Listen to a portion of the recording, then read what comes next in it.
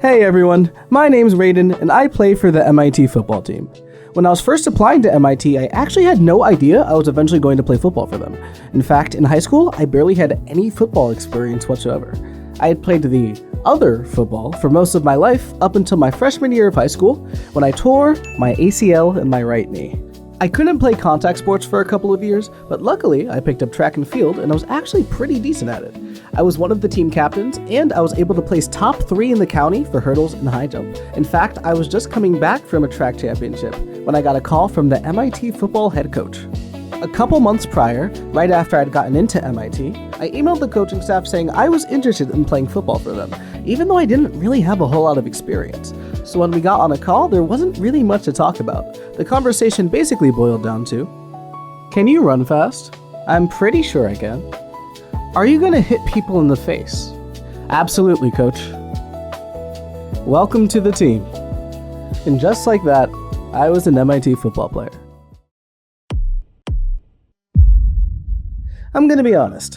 When I started, I was really bad. I mean, it made sense. I was playing corner, one of the most notoriously difficult positions in football, and my job was to guard people who've been playing football for pretty much their entire life.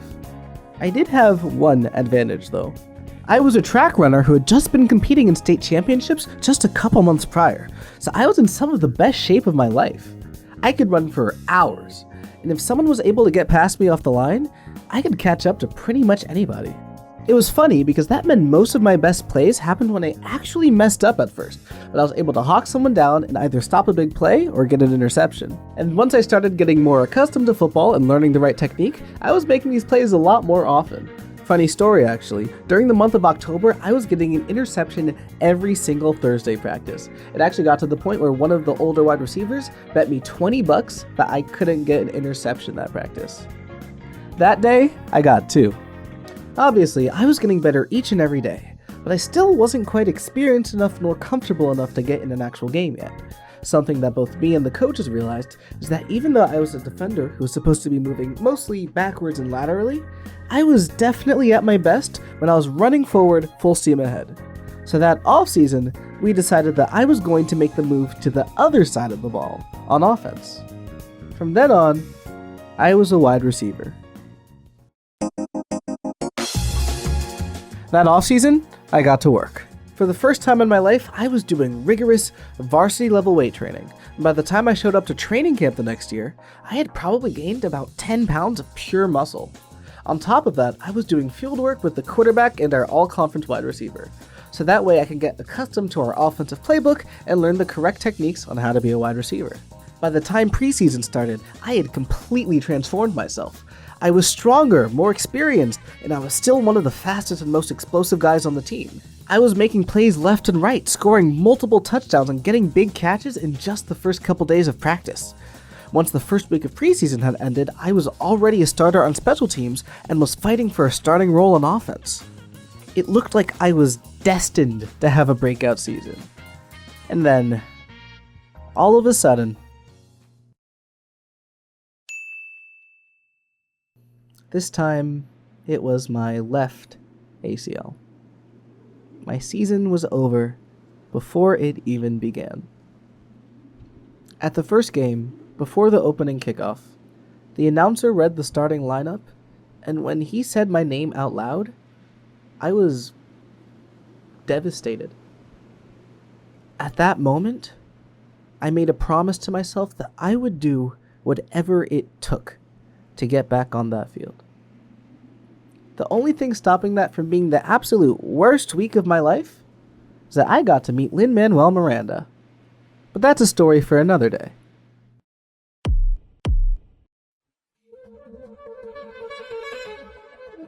I couldn't get knee surgery until after the semester was over, so most of that season I was pretty much a sitting duck. But even though I couldn't physically play, I still wanted to find ways to be useful. I started off by being a water boy, and technically, actually my first catch ever in a game was when the opposing quarterback threw the ball out of bounds while I was holding a caddy of water bottles, so I caught the ball with one hand and the whole stadium erupted into applause. I was also going to all the practices despite being injured, and eventually I started to learn how to do things like run the cameras to film practice, operate the scoreboard, call plays, and I was studying the playbook in order to help some of the younger receivers learn their routes and releases. I had basically become an assistant coach.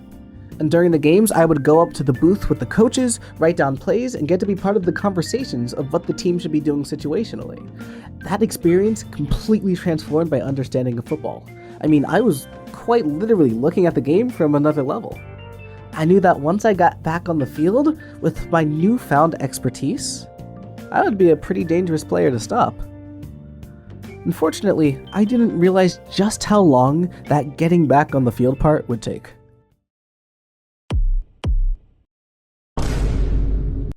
That offseason, I got knee surgery.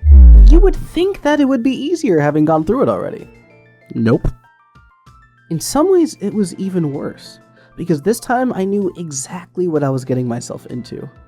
I didn't have the blissful ignorance of not knowing that this might be one of the worst weeks of my life, and that terrified me. But I promised myself that I would do whatever it took to get back on that field. And I meant it. And don't get me wrong, surgery was just as bad as I thought it would be. But what was even worse was the knowledge of how far behind I was getting.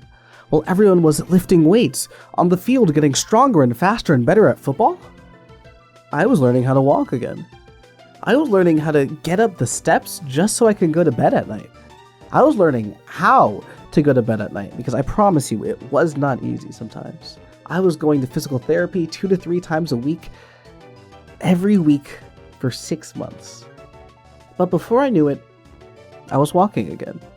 And then I was running again. And then I was jumping again. And it wasn't perfect, but it was progress. I had knee surgery in January. And a typical ACL recovery takes anywhere between 9 to 12 months, so chances are I wasn't going to be completely healthy by the time the season started.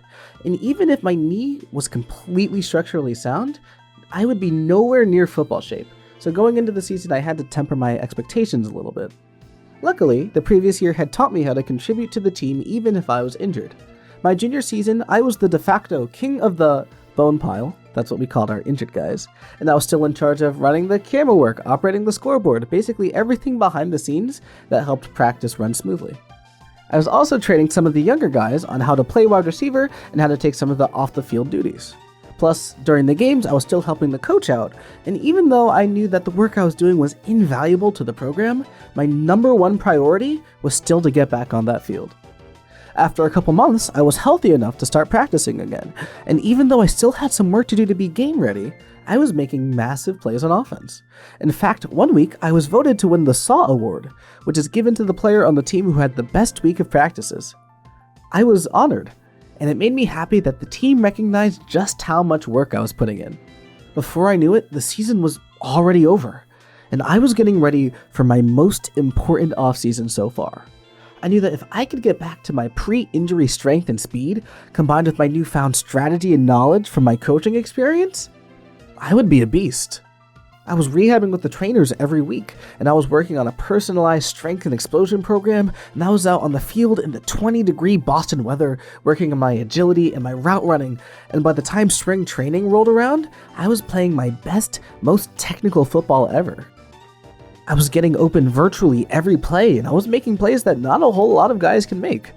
I really felt like all of my hard work was paying off. And just when I was hitting my stride,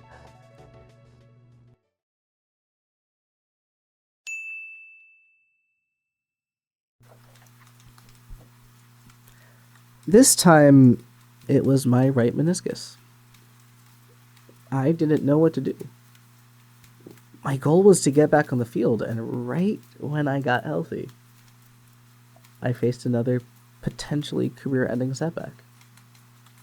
At this point, I had to start answering the difficult questions. Was it worth it to keep doing this? A meniscus tear doesn't take as long to heal as an ACL injury, but I also got it a lot later in the process, so I probably wouldn't be healthy for the season. I also wouldn't be able to work on my strength and my speed and my route running quite as much, because most of my exercise was going to be focused on rehabilitating my knee. Plus, Even if I did get back to 100%, what if I just got hurt again? Or, even worse, what if I just wasn't good enough to play? Pretty much everyone I talked to said that it was the smartest choice for me to step away. These were people who I knew cared about me and simply wanted the best for me. But if you're paying attention, I hadn't gotten in an MIT football game up to that point. Imagine if I just quit now. Would that mean the surgeries, the sleepless nights, the hours and hours of training would have been for nothing? I made a promise to myself 2 years ago that I would do anything to get back on that field. Anything. And even more than that, I wanted to prove to that little boy in New Jersey who had barely touched a football in his life that he could be a football player, that he could make his team better, that he belonged. To me, the choice was so obvious that it barely felt like a choice at all. I was going to get healthy again, and I was going to get on that field. It was inevitable.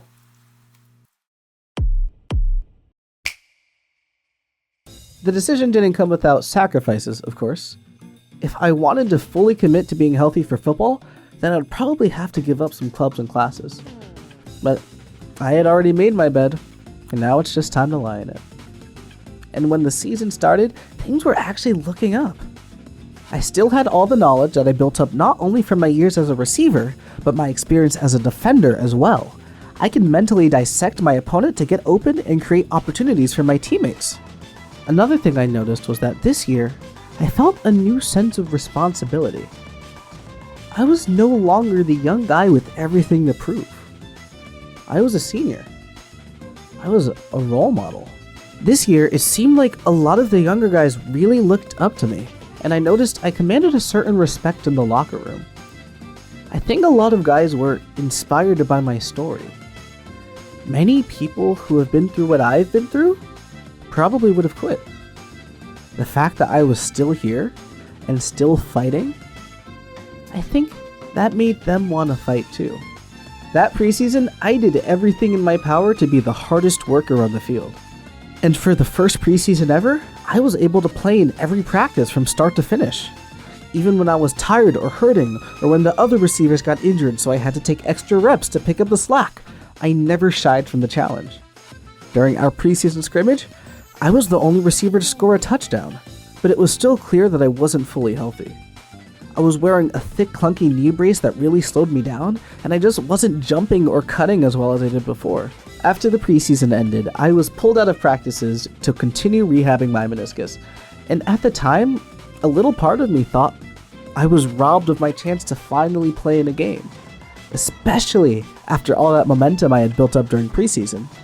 But looking back at it, it definitely was the right decision for me. I absolutely needed those 2 weeks to get back into football shape, and even after I was cleared for practices again, I found a personal trainer who helped make sure I was staying physically and mentally healthy, and that I wouldn't get injured in the future. In the meantime, I did what I did best: camera work, scoreboard, all of the things behind the scenes that kept the team running. And this time I even went above and beyond and memorized the playbook inside and out. I not only knew which routes I was running, but what the other receivers were doing, what the tight ends were doing, or what the offensive line or the running backs were doing. If anyone on the offense had a question, I was the guy that they came to. In fact, I went so far as to memorize the hand signals we use on the sidelines to call plays during the game. This is something that usually only the quarterbacks know, but it really came in clutch that I learned them, because early on in the season, our quarterback went down with a season-ending injury that left him unable to use his arm. Our normal signal caller had to go in and play quarterback, and I was the only person on the team who could step up and replace him. So now during the games, I was also calling signals from the sideline. I had basically found every possible way to be useful to the team outside of actually playing, but I was hoping to change that very, very soon. It wasn't long before I was cleared for practices again, and on my return, I had possibly my best string of practices ever.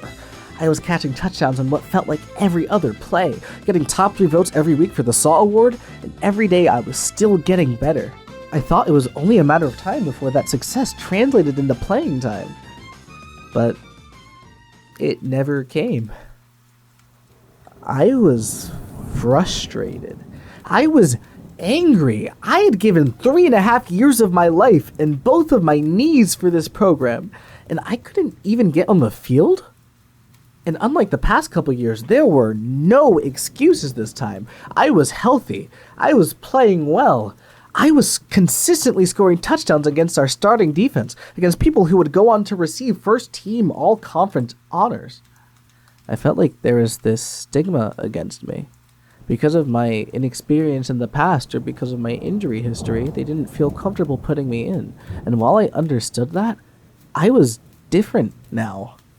I had arguably some of the best knowledge of the playbook out of any player on the team. I could get open with pure speed or smart route running. I worked harder than anyone else on the field. And most of all, I was getting results. I was making catches. I was scoring touchdowns. I was blocking punts. And my teammates were recognizing this. What more did I need to do? I simply could not understand why I wasn't getting any playing time. And for the first time in my entire tenure on the MIT football team, I thought about quitting. I seriously thought about quitting. But then I remembered. I'm a leader now. People depend on me. And what message does it send to the younger guys if I just quit on them? Plus, even if I wasn't playing, I was still calling signals. I was still mentoring teammates. I was still running practices. The team needed me. So I stayed. And I worked hard, and I tried my best to stay positive. And with 4 games left in the season, the special teams coach, who had been there for the entirety of my journey and had seen just how hard I had worked, he gave me a shot. I was going to be a starter on punt block. And not only that, the entire scheme was designed around getting me open so I can pressure the punter. I had blocked a lot of punts in practice, and coach had faith that I could get one in an actual game. This was it. This was everything I had worked for 4 years. I had recovered from 2 potentially career-ending injuries, and I was going to play in a game. And that first time on the field, with every single one of my teammates chanting my name, cheering for me to go get a block, I realized I had done it. I made it onto the field. I kept my promise. And I had the whole team behind my back, a group of brothers that had been there for me every single step of the way. I went on to play in every game for the rest of the season, pressuring punts left and right and causing too many messed up punts to count. I even got a couple snaps at wide receiver, and I helped get the running back into the end zone for a touchdown. And even though it wasn't much, I'll be honest, I was almost in tears when I was coming off the field towards the sideline. I could feel 4 years of struggle and tension and anger wash away all at once. It was never easy. It was never supposed to be. There were many times where I could have, and arguably should have, quit. But I didn't. I stuck with it. I got better and tougher, and I learned things about myself that I never would have learned if it wasn't for football. If it wasn't for this team. And most importantly, I made a group of brothers who have seen me at my worst and at my best that I know would go to war for me. And I wouldn't trade that for anything. Not even my healthy knees back.